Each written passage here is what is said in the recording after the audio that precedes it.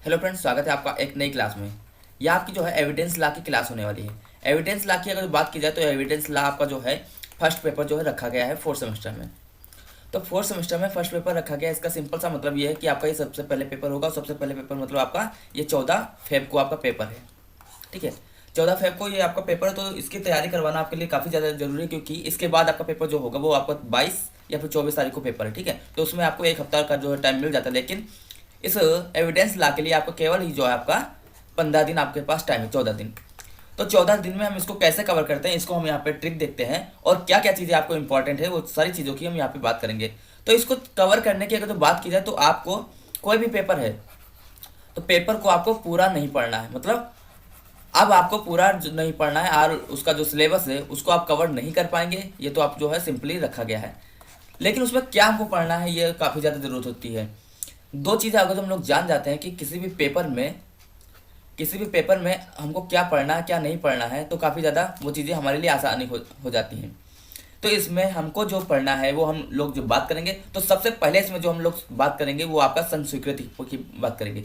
संघ स्वीकृति संघ स्वीकृति आपका यहाँ पे क्वेश्चन बनता है, और ये क्वेश्चन पेपर जो अगर बात की जाए तो ये कम से कम 6 से ज़्यादा बार पूछा जाने वाला क्वेश्चन है।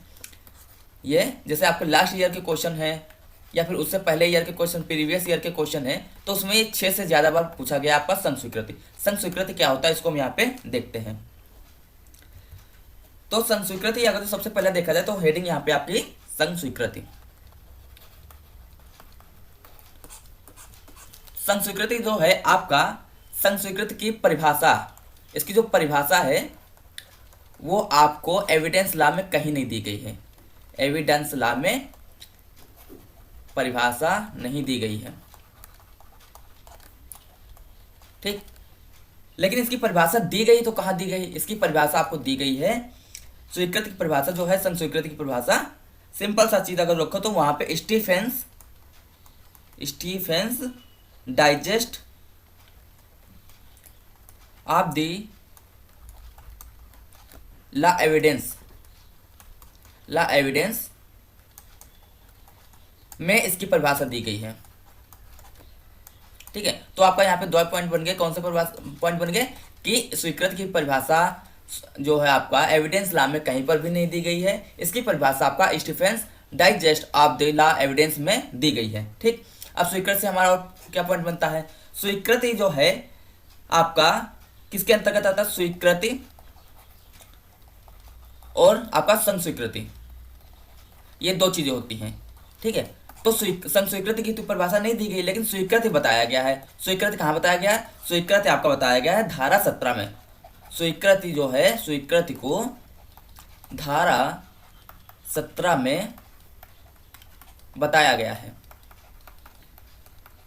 ठीक, अगला आपका पॉइंट इसमें ये आपकी जो संघ स्वीकृति होती है, संघ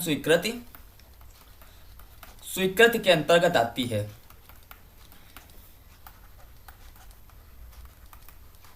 संघ स्वीकृति के अंतर्गत आती है। तो इसका क्या मतलब, इसका सिंपल सा मतलब आपका ये है कि जैसे ये आपका क्या है, ये आपका हो गया स्वीकृति और ये आपका हो गया संघ स्वीकृति। ये आपका स्वीकृत हो गया, ये आपका संघ स्वीकृति हो गया। तो जो चीजें आपकी स्वीकृत होती हैं, जो स्वीकृत होगा, तो यहाँ पे दो पॉइंट आपके बने, जो स्वीकृत होती हैं वो जरूरी नहीं कि संघ स्वीकृति हो। ठीक, और दूसरा पॉइंट क्या बनेगा, जो संघ स्वीकृति होती है वह स्वीकृति हमेशा होती है, हमेशा होती है। ठीक है, यहाँ पे गोला बनाने का मतलब सिंपल सा ये, जैसे ये अंदर वाला कोई पार्ट है तो अंदर वाला जो पार्ट होगा वो आपका बाहर वाला पार्ट के अंदर तो जरूर ही आएगा। मतलब जैसे आपका एक गांव है, ठीक है, तो गांव में शहर है, ठीक है, कुछ भी है, तो उसके अंतर्गत अगर जो आपका एक मोहल्ला है तो ये मोहल्ला जो है, तो मोहल्ला आपके सिटी में तो जरूर ही आएगा, लेकिन कोई जरूरी नहीं कि आपका सिटी जो है, आपका सिटी उस मोहल्ले में आए। ठीक है, तो ये चीज़ यहाँ पे बताने की कोशिश की गई। अगला यहाँ पे आपका जो पॉइंट बनता है, आपका ये स्वीकृति में पॉइंट बनता है कि जो आपकी स्वीकृति की परिभाषा होती है, जो स्वीकृति की परिभाषा है,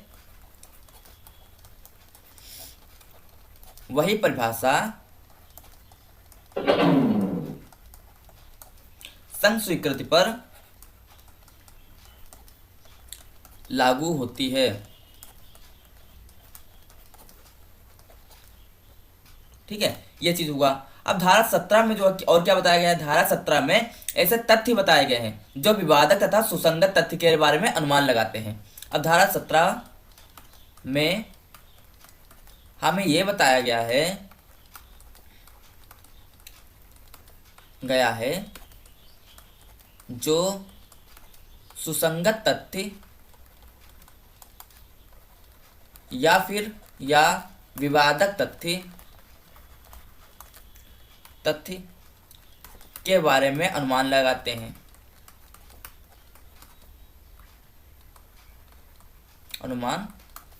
हैं, ठीक। अब यहाँ पे आपका दूसरा क्वेश्चन बन रहा है कि सुसंगत तथ्य क्या होता है और विवादक तथ्य क्या होता है। तो इनको समझते हैं। नंबर 1 पे सुसंगत तथ्य, जितना हम लिखवा रहे हैं ऐसे लिखना है। उसके बाद जैसे मान लो यहाँ पे आपको शब्द पता चला सुसंगत तथ्य, विवादक तथ्य, तो इसके बारे में भी लिख देना है। तो सुसंगत तथ्य क्या होता है? सुसंगत वह तथ्य होते हैं जो साक्ष्य और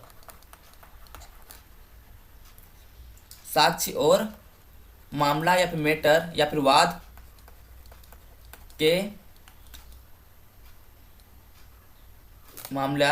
वाद के जो है विरोध में नहीं होते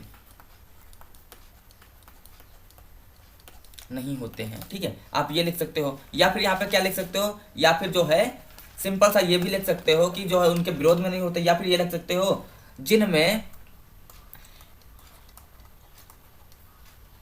जो है मतभेद नहीं होता है। विरोध या फिर मतभेद यहाँ पे लिख सकते हो, मतभेद नहीं होता है। ठीक है, ये लिख सकते हो। आपका दूसरा क्या है? विवादक तथ्य। विवादक तथ्य वो होते हैं जो मतभेद करते हैं मामले में या फिर वाद और साक्ष्य में। ये दोनों एक दूसरे के विरोधाभास होते हैं। ठीक है, मतलब विवादक होते हैं, मतलब मतभेद पैदा करते हैं। ये आपका हो गया। ठीक है, अब विवादक तथ्य होता है, इसकी दो शर्तें होती हैं। दो शर्तें क्या होती हैं? इसकी दो शर्तें होती हैं ये कि ये मतभेद पैदा करे, और दूसरी शर्त क्या होती है? दूसरी ये शर्त होती है इसका कि यह इम्पोर्टेंट जो है तथ्य होता है, इम्पोर्टेंट तथ्य होता है जो उसके मतलब जो है विवादक तथ्य जो होता है उसके आधार पर जो है मैटर का जो है जो भी केस है उसके दायित्व या फिर कर्तव्य जो है उस तथ्य पर निर्भर करते हो।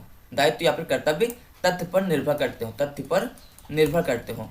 ये आपका जो है विवादक तथ्य का जो है दो बहुत ही महत्वपूर्ण शर्तें होती हैं।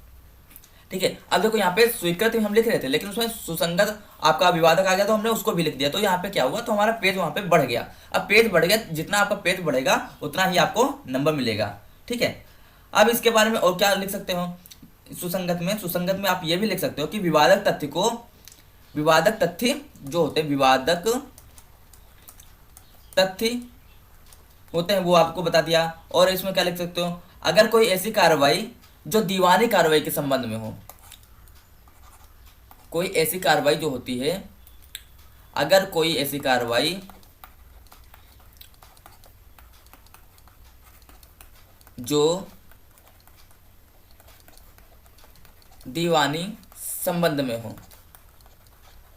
ठीक है, तो वहां पे क्या होगा? अगर कोई ऐसी कार्रवाई जो अपराध संबंध में हो,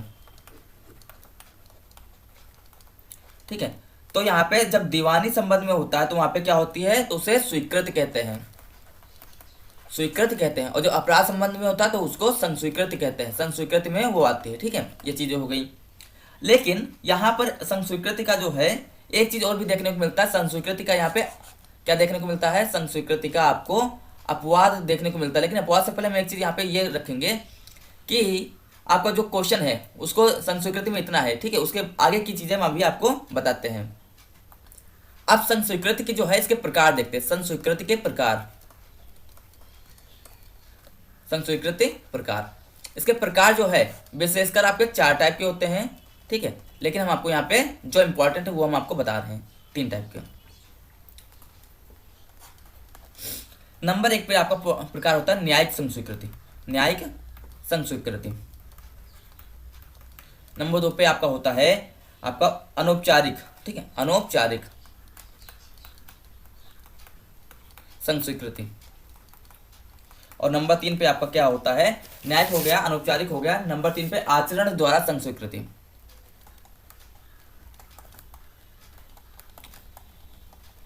ठीक है। ये 3 आपके जो है इंपॉर्टेंट आपके प्रकार हो गए। तो आपका न्यायिक संस्वीकृति क्या होता है, इसको हम यहाँ पे समझते हैं। न्यायिक संस्वीकृति वो होती है जो न्यायालय में की जाती है, वो स्वीकृति, वो संस्वीकृति जो न्यायालय में की जाती है,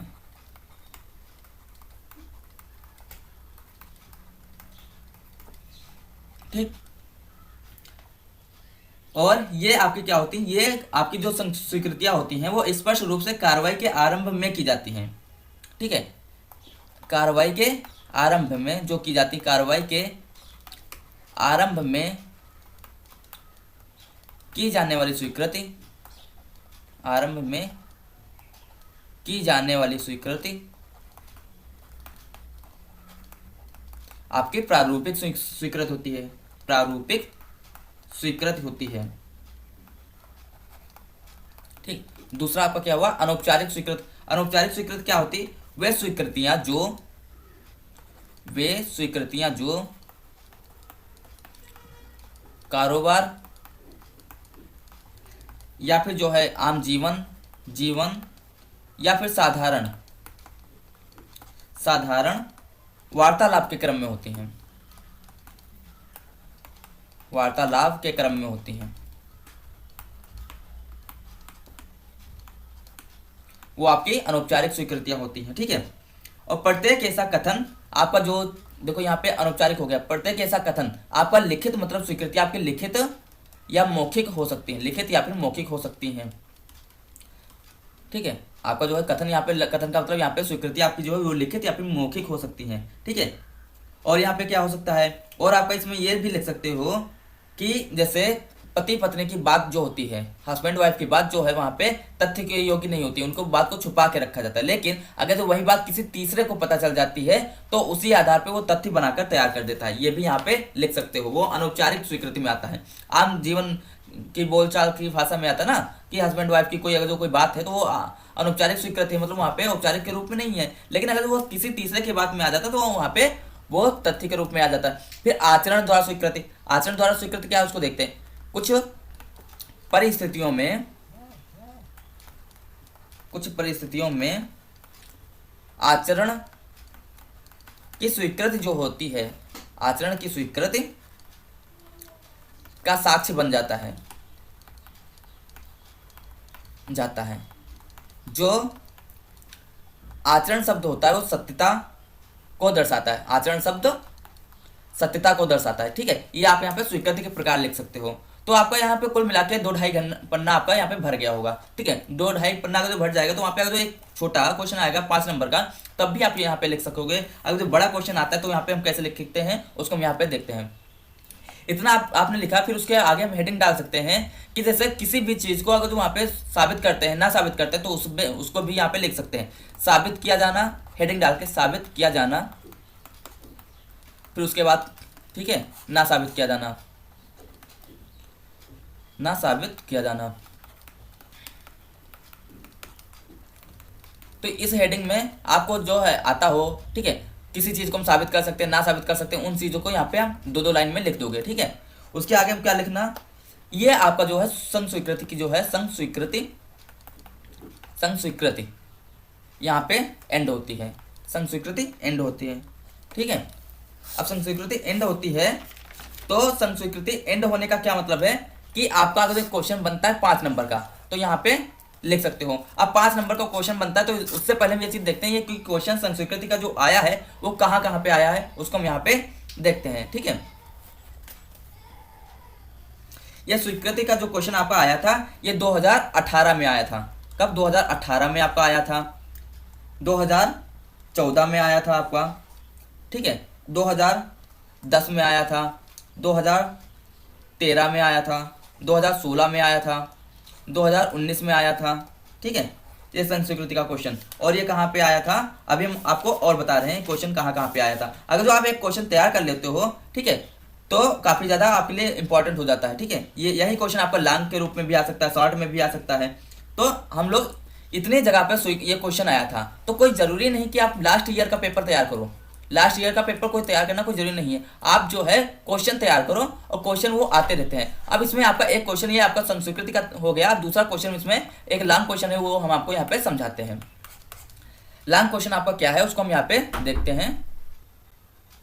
अब यहाँ पे एक क्वेश्चन बनता है कि जैसे पुलिस की अभिरक्षा में किसी भी व्यक्ति द्वारा की गई संस्वीकृति ऐसे व्यक्ति के विरुद्ध साबित नहीं की जा सकती जब तक कि वह मजिस्ट्रेट की तात्कालिक उपस्थिति में ना की गई हो। तो ये आपका यहाँ पे क्वेश्चन बनता है। तो इस क्वेश्चन का क्या मतलब, देखो हमारे सामने जब भी कोई क्वेश्चन आएगा एग्जाम में, तो एग्जाम में हम उस क्वेश्चन को 2 बार पढ़ेंगे और उसमें जो हाईलाइट बिंदु होंगे, हाईलाइट बिंदु यहाँ पे कौन कौन से हैं? हाईलाइट बिंदु आपके यहाँ पे अभिरक्षा, संस्वीकृति और मजिस्ट्रेट, ये आप यहाँ पे 3 आपके हाईलाइट बिंदु हैं।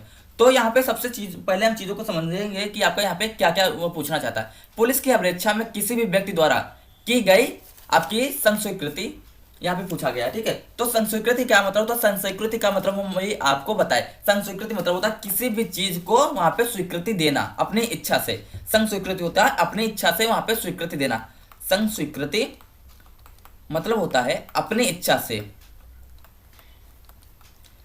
से स्वीकृति प्रदान करना, स्वीकृति देना। यह आपका सिंपल सा मतलब होता है संस्वीकृति का, ठीक है। इसके डिटेल में हम लोग नहीं जाते हैं, यहाँ पे आपका सिंपल सा ये मतलब होता है। अब यहाँ पे संस्वीकृति जब आ गया तो संस्कृति के बारे में मान लो आपको इस क्वेश्चन को आता है तब तो ठीक है, आप बहुत अच्छे से लिखोगे। नहीं आता है तब भी आपको इसको लिखना है। तो अब इसको हम कैसे लिखते हैं, तो आपको दोनों तरीका बताते हैं।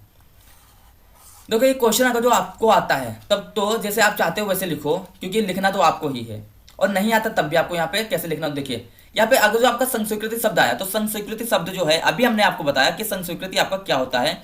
इसको आप यहाँ पे पूरा विस्तार से लिखोगे, जितना हमने अभी आपको करवाया आप उसका पूरा विस्तार से यहाँ पे लिखोगे। आपका 2, 2.5, 3 पन्ना वहाँ पे भर जाएगा। उसके बाद आपका क्या करना है, व्यक्ति के विरुद्ध की गई संस्कृति। अब यहाँ पे क्या आ गया, पुलिस की अभिरक्षा। तो पुलिस की अभिरक्षा हम यहाँ पे कैप्चर करते हैं। पुलिस की अभिरक्षा आपका कहाँ बताया गया, यहाँ पे हेडिंग डालिए कि पुलिस की अभिरक्षा, पुलिस की अभिरक्षा। अब हेडिंग यहाँ पे डालिए। तो यहाँ पे क्या होता है, जब पुलिस के जो है संरक्षण में हम लोग होते हैं, ठीक है, उसको क्या बोलते हैं कि अभिरक्षा में है, मतलब पुलिस की अभिरक्षा में है। पुलिस की अभिरक्षा, पुलिस की अभिरक्षा का मूल रूप से अर्थ यह है कि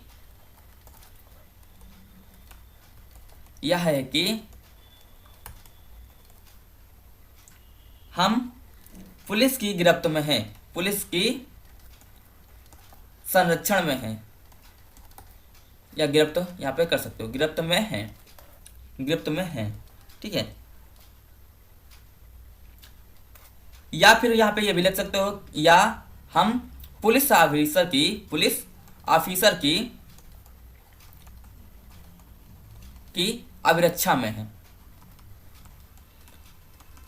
अब यहाँ पे पुलिस की अभिरक्षा आ गया, तो इसका हमने अर्थ यहाँ पे बताया गया कि पुलिस की अभिरक्षा का अर्थ क्या होता है। उसके बाद यहाँ पे लिख देंगे हम न्यायिक अभिरक्षा, न्यायिक अभिरक्षा, क्योंकि दोनों चीजें यहाँ पे हमको समझना जरूरी है। दोनों में डिफरेंस अगर तो पता होगा तो दोनों को डिफरेंस यहाँ पे हम डिफरेंशिएट यहाँ पे कर देंगे। तो न्यायिक अभिरक्षा आपका क्या होता है, न्यायिक अभिरक्षा सिंपल सा ये होता है कि न्यायिक अभिरक्षा का यह अर्थ है कि हम न्यायालय के संरक्षण में हैं,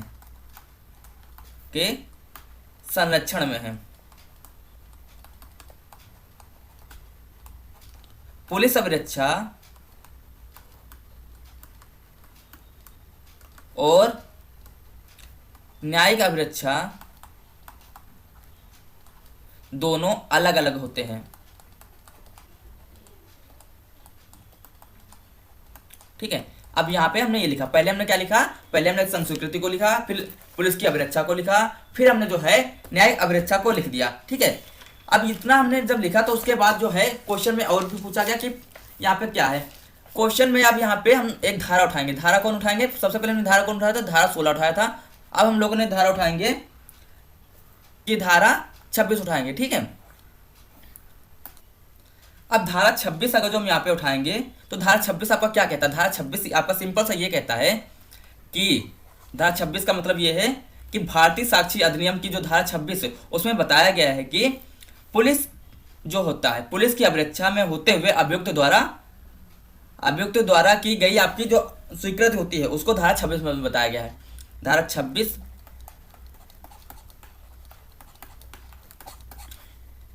भारतीय साक्ष्य अधिनियम की धारा 26 में ये आपको डालना है। भारतीय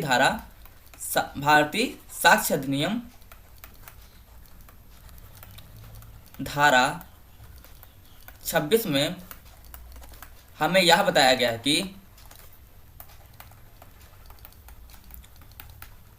कि पुलिस अभिरक्षा में किसी भी व्यक्ति की संस्वीकृति का उल्लेख करता है। पुलिस अभिरक्षा में किसी व्यक्ति की संस्वीकृति का उल्लेख किया गया, संस्वीकृति का उल्लेख किया गया है, उल्लेख किया गया है, ठीक है। ये चीज यहाँ पे बताया गया है किसमें, धारा 26 में। अब उल्लेख किया गया इसका क्या मतलब है, या फिर इसको यहाँ पे ये भी लिख सकते हो, उल्लेख किया गया है, और ये यहाँ पे लिख सकते हो कि उसके विरुद्ध साबित ना किया जाना, इसको बताया गया कि उल्लेख किया गया कि उसके विरुद्ध संस्वीकृति को ना साबित किया जाना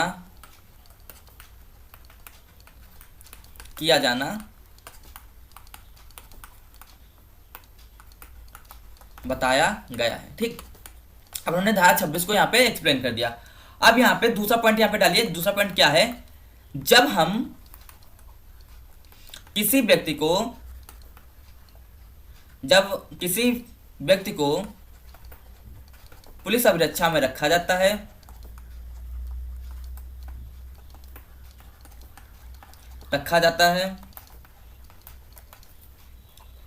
तो अभियुक्त साक्ष्य को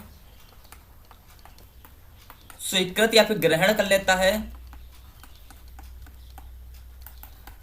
है तब उसका साक्ष्य साबित नहीं किया जा सकता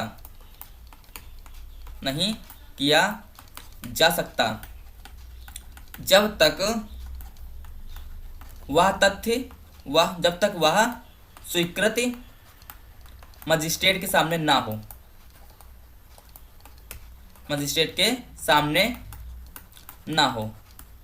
नहीं हो, ठीक है। तो यहाँ पे दो हमने पॉइंट लिखा, पॉइंट 1 पॉइंट 2, ये हमने यहाँ पे 2 पॉइंट लिखे हैं और ये दोनों पॉइंट आपको यहाँ पे लिखने हैं, ठीक है। अब यहाँ पे इसका जो है क्या लिख सकते हो, इसका आप यहाँ पे एक अपवाद लिख सकते हो। अपवाद, यहाँ पे आपका एक अपवाद है। अपवाद इसका क्या है, अपवाद यहाँ पर धारा 26 का अपवाद भी देखने को मिलता है, जिसमें यह बताया गया